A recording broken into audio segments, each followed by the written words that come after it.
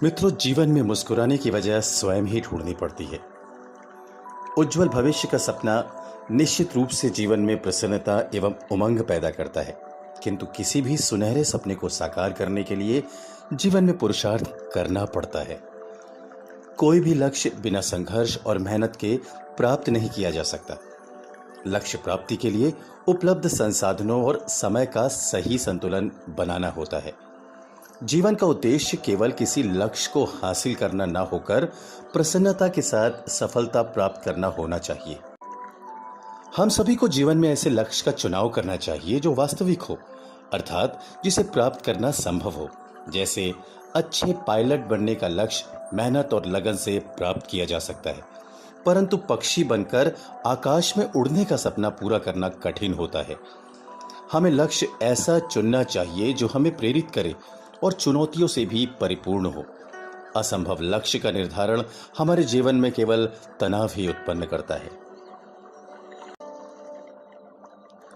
निरंतर नव सृजन से प्रेरक लक्ष्य का निर्धारण करना और स्वयं आगे बढ़कर उसकी प्रथम शुरुआत करना यदि हम सभी को सीखना है तो अपने राष्ट्रीय किसान विकास महासंघ परिवार के ललित धरा मिशन प्रमुख आदरणीय आलोक भैया का साक्षात्कार करना जरूरी है। उन्होंने निरंतर अपने चिंतन, मनन और अभ्यास को अपने चित्त में समेटकर समाज और राष्ट्र हित को आगे बढ़ाने वाले आलोक भैया ने राष्ट्रीय किसान विकास महासंघ परिवार को अपने एक मिशन ललित धरा से मार्गदर्शन किया है। उनके द्वारा मानव सेवा के लिए किए जाने वाले कार्य सराहनीय और प्रेरणादायक होते हैं। उनका मानना है कि जो लोग सच्चे मन से समाज सेवा करते हैं उन पर ईश्वर की कृपा सदैव बनी रहती है। आलोक भैया का मानना है कि अपने परिवार, जाति और समाज के साथ संपूर्ण सृष्टि, मानव जीवन और राष्ट्र के कल्याण के लिए भी कुछ अनुकरणीय प्रयास जरूरी हैं और राष्ट्रीय किसान विकास महासंघ परिवार समेत देश के प्रत्येक व्यक्ति अगर वृक्षों को बचाओ, पौधों को लगाओ की पहल करें तो हमारे देश में प्राकृतिक परिवर्तन देखने को जरूर मिलेगा, क्योंकि वृक्ष ही हैं जो बारिश को धरती पर लाने में मदद करते हैं। इतना ही नहीं, ये वृक्ष प्रत्येक व्यक्ति को प्राणवायु देने में भी सहायक होते हैं।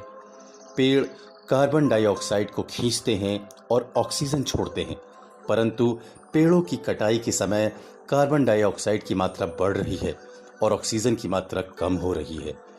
प्रदूषण का स्तर लगातार बढ़ता जा रहा है, जिसके कारण ओजोन परत को नुकसान पहुंच रहा है और कैंसर जैसी भयानक बीमारियों ने मनुष्य जाति को अपनी चपेट में ले लिया है।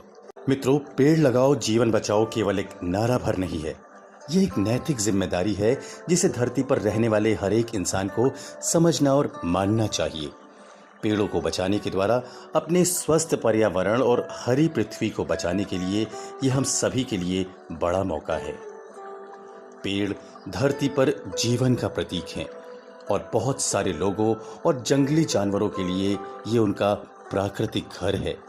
तो आइए इस पहल का हिस्सा बने। अपने इस परिवार के 1 लाख लोग यदि इस पहल को दिल से आत्मसात करके एक एक पौधा लगाते हैं तो 1 लाख पौधे लग जाएंगे। तो आइए एक कदम समाज और राष्ट्र के साथ सृष्टि के कल्याण के लिए जरूर उठाइए।